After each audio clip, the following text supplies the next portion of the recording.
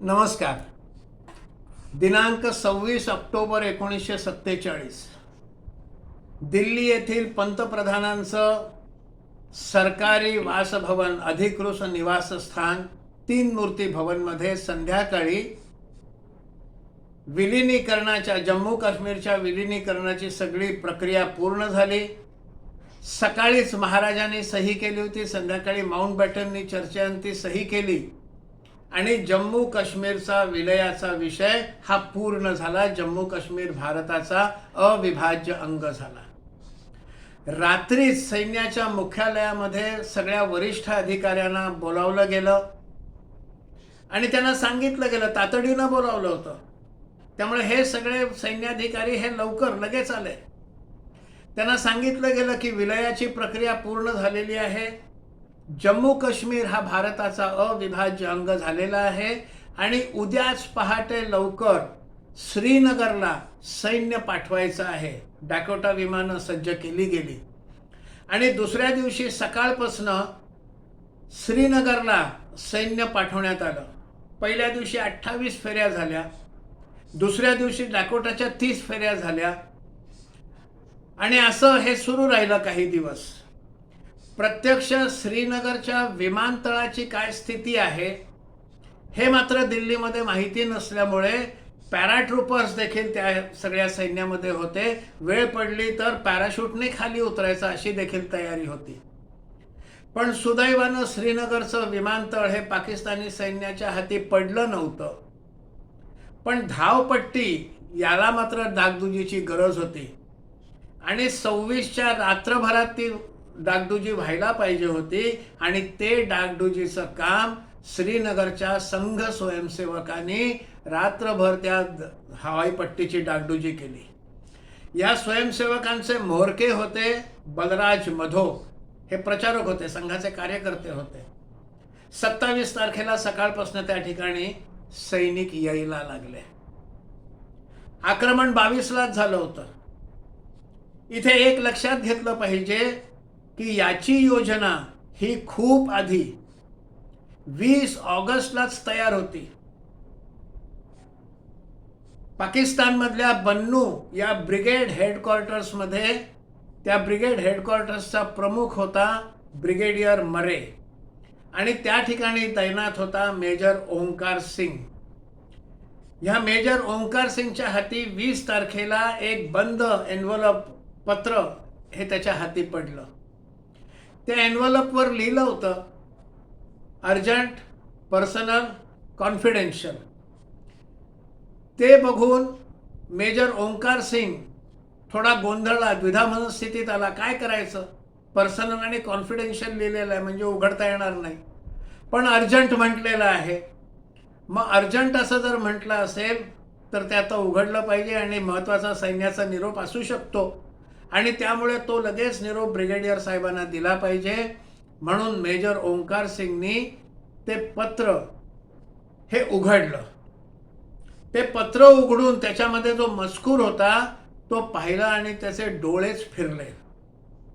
हादरला तो, कारण त्याच्यामध्ये ऑपरेशन गुलमर्ग, काश्मीरवर आक्रमण करण्याची पूर्ण योजना, 22 ऑक्टोबरला सकाळी हे आक्रमण करायचं होतं त्याची पूर्ण योजना लिहिलेली होती.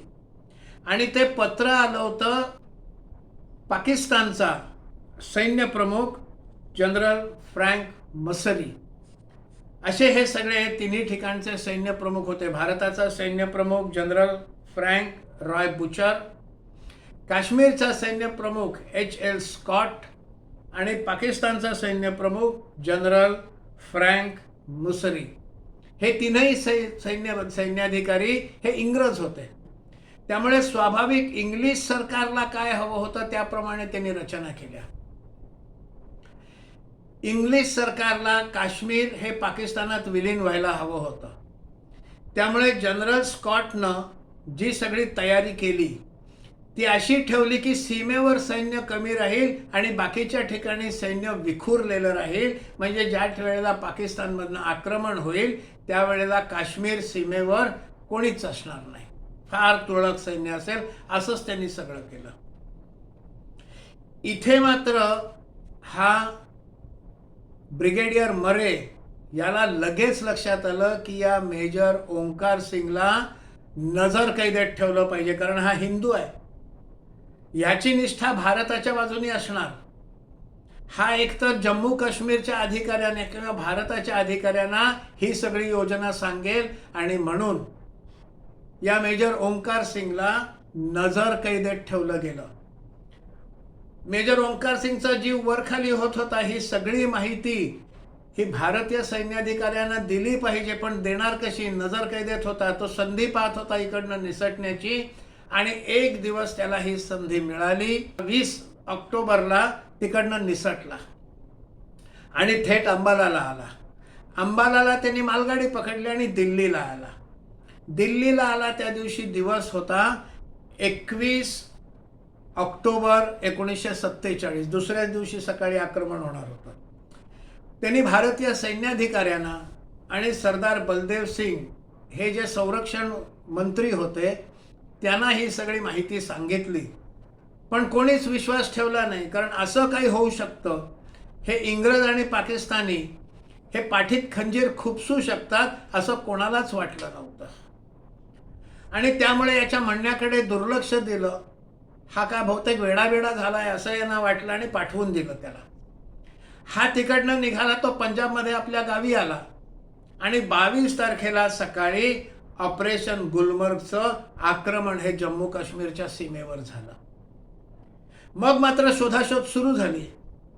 हा कुठे आहे, जनरल मेजर ओंकार सिंग कुठे आहे? आणि मग त्याला शोधता शोधता पूर्ण 2 दिवसांनी हा अमृतसरला एका टपरीवर चहा पित असताना सापडला. मग त्याला घेऊन दिल्लीला आले. दिल्लीला मग नेहरूंसमोर सुद्धा याला नेलं. तेव्हा नेहरू बलदेव सिंगांना म्हणाले, अरे यांनी एवढी माहिती दिली, त्याला ठेवून घ्यायला पाहिजे होतं. सगळी माहिती तुम्ही का नाही विचारली? का त्याला असंच तुम्ही वेडा समजून जाऊन दिलं? हे पंडित नेहरू सरदार बलदेव सिंगना म्हणाले. इकडे 22ला पहाटे आक्रमण झालं. हे आक्रमण करण्यासाठी पठाणांचे कबिले हे तयार केले होते. पठाण होते, त्यांनी त्यांच्या कबिल्यांचेच वेश घातले होते. तसंच सांगितलं होतं त्यांना जम्मू काश्मीरवर आक्रमण करायला उपयोगात आणलं. त्यांना जम्मू काश्मीरवर आक्रमण करायचं काम दिलं. 1,000 पठाणांच्या 8-9 तुकड्या तयार केल्या. एकेका तुकडीबरोबर पाकिस्तानी सैन्याचा एक अधिकारी, त्याला देखील अफगाणी कबिल्यांचेच वेश घालायला सांगितले. आणखीन 1-2 अधिकारी देखील त्या कबिल्यांसोबत होते, प्रत्येक 1000च्या तुकडीसोबत. आणि 21 तारखेला रात्री हे सगळे सीमेवर तैनात झाले होते. 22ला पहाटे आक्रमण करायचं. 21 तारखेला रात्री अजून एक प्रकार घडला. असोसिएटेड प्रेसचं लाहोरमधलं कार्यालय, त्या ठिकाणी ड्युटीवर होते पत्रकार रेड्डी, पत्रकार G.K. रेड्डी हे त्या ठिकाणी ड्युटीवर होते. कर्नल आल्वी यांचा, पाकिस्तानी सैन्याधिकारी कर्नल आल्वी याचा G.K. रेड्डींना फोन आला. उशिरा आला तो फोन रात्री, की पहाटे असं असं आक्रमण होणार आहे, आणि आक्रमण एकदा सुरू झालं, युद्ध सुरू झालं की तुम्हाला रेग्युलर अपडेट्स द्यायचा आम्ही प्रयत्न करू. G.K. रेड्डींना सगळा गांभीर्य लक्षात आलं. त्यांनी भारताला त्याचं माहिती देण्याचा प्रयत्न केला, पण तोपर्यंत 22ची पहाट उजाडली होती. आणि मग या सगळ्या हजारच्या तुकड्यांनी काश्मीरच्या सीमेवरनं आक्रमण केलं. त्यांना आक्रमणाची लक्ष्य दिली होती, टार्गेट्स दिलं होतं. त्यामध्ये श्रीनगर शहर, श्रीनगरचा हवाई अड्डा, डोमेल, बारामुला, उरी अशी ती ठिकाणं होती की ज्या दिशेने यांना कूच करायचं होतं. काश्मीरी सैन्य बेसावध होतं. असं काही होईल अशी कल्पनाच नव्हती. मुळामध्ये सैन्य विखरून सीमेपासून दूर या जनरल स्कॉटनी तशीच रचना केलून ठेवली होती की आक्रमण झालं की सीमेवर फार सैन्य नकोच, म्हणजे मग आक्रमण करताना ते सोयीचं होईल. आणि त्यामुळे हे पठाणांच्या वेशातले सगळे सैनिक हे आत आले. त्यांनी हिंदू जवान आणि शीख जवानांना मारून टाकायला सुरुवात केली, पकडून. जम्मू काश्मीरच्या सैन्यामधले मुसलमान जवान हे पाकिस्तानच्या बाजूने उभे राहिले. त्यांनी देखील कालपर्यंत ज्यांच्या सोबत एका सैन्यात एकेका तुकडीत होते त्या हिंदू आणि शीख जवानांना यांनी देखील मारायला सुरुवात केली. हिंदूंच्या आणि शिखांच्या महिला, युवती, तरुणी यांना पकडलं आणि अपहरण करून पाकिस्तानमध्ये त्यांचा उपभोग करून घेण्यासाठी त्यांना पाकिस्तानला नेलं. यामध्ये जम्मू काश्मीरच्या मुस्लिम सैनिकांनी देखील पाकिस्तानच्या सैन्याची साथ दिली. असा हा सगळा आक्रमणाचा सुरुवात ह्या पद्धतीनं झालेली आहे. इथे आणखीन एक गोष्ट सांगितली पाहिजे की गिलगिट हे 1935 साली एक गिलगिट एजन्सी इंग्रजांनी तयार करण्यासाठी महाराजांना राजी केलं. रशिया हा कम्युनिस्ट होता, इंग्लंड हा लोकशाहीवादी होता आणि इंग्लंड आणि रशिया कधीही मित्र नव्हते. इंग्लंड मनातनं रशियाचा द्वेष करायचा आणि त्यामुळे इंग्लंडला असं वाटत होतं की उत्तरेकडनं रशिया आक्रमण करेल आणि गिलगिट ताब्यात घेण्याचा प्रयत्न करेल, म्हणून गिलगिटसाठी एक गिलगिट एजन्सी स्थापन करावी आणि त्याची विशेष सुरक्षेची व्यवस्था करावी. त्यांनी महाराजांना या विचाराशी राजी केलं आणि त्यामुळे गिलगिट एजन्सी ही स्थापन झाली. या एजन्सीचा प्रमुख म्हणून धनसार सिंग हे महाराजांच्या मर्जीतले एक अधिकारी, सिव्हिल ऑफिसर यांना याचं प्रमुख म्हणून केलं आणि त्यांची देखील नियुक्ती या गिलगिट एजन्सीचं प्रमुख म्हणून केलं. ते गिलगिटमध्येच राहायचे. 1935 साली 60 वर्षाच्या करारानं हे गिलगिट इंग्रजांना लीजमध्ये देण्यात आलं.